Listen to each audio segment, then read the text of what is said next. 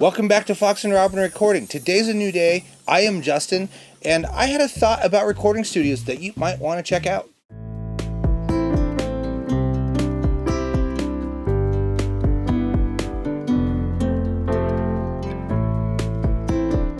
Okay, so like I said, I had a thought about recording studios, and something that kind of came across my head with all of this gear that I've got behind me and the racks and everywhere. It's just something that kind of came to my thought. And one is the sound of a studio.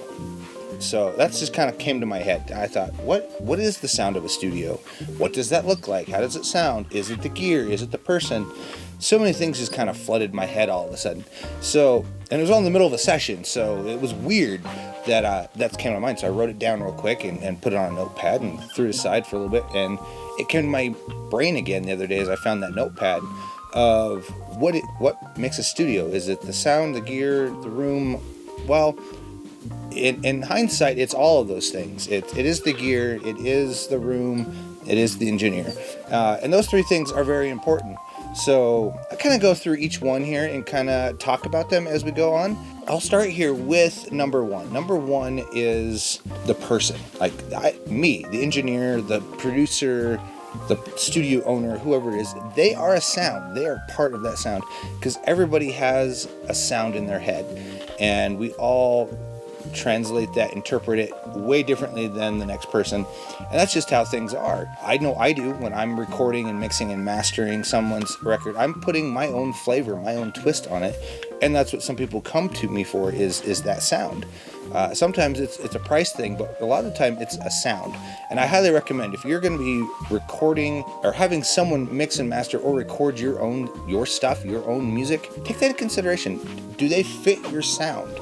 Do I fit your sound? Do you fit your sound? That's another thing to think about, because you are also, in today's age, the engineer, the producer, the mixing engineer, the mastering guy. You are that person as well. Do you fit the sound that you're trying to achieve? And that's one thing that also kind of came to my brain. And as you guys have noticed, I've also kind of sold my big mixing desk I had here. I've had a lot of people ask me, what are you going to do now? What are you going to do now? And I've had that same thought in my brain. What am I going to do now? And the thing that I've decided is mic pre's. I've got some back here. I've got some stuff in the desk for mixing. I've got a summing mixer now that eventually I'm going to do a thing on. I don't know yet, but that's just kind of what I've got in my back of my brain. But the gear part of your sound. Back in the day, people would go to studios because they had a sound, and gear was part of that. Like, this console was at this studio, and that console was at other studio, and they had this type of gear.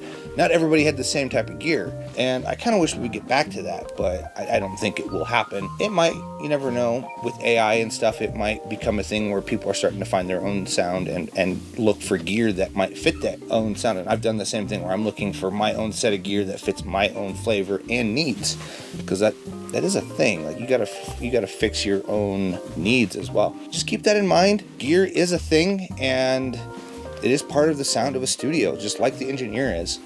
And then the third thing is the space itself. Does the space have the vibe that you want? Does it have the gear that you want? Does it have whatever that fits you? Do you vibe with that space? Does that space sound good?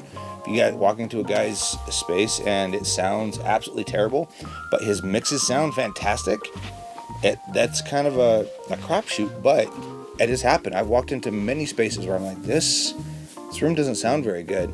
But then I listen to the guy's mixes like later, and I'm like, man, this stuff sounds fantastic. This room looks and sounds terrible, but it sounds fantastic. And I've walked into rooms where it's the opposite, where the room sounds amazing, but the guy mixing it sounds terrible. Which is kind of rolls back to number one, is the person is kind of part of your sound, and that's what I suggest when you're picking a studio. Just try to think of those three things: the sound, the gear, and the space.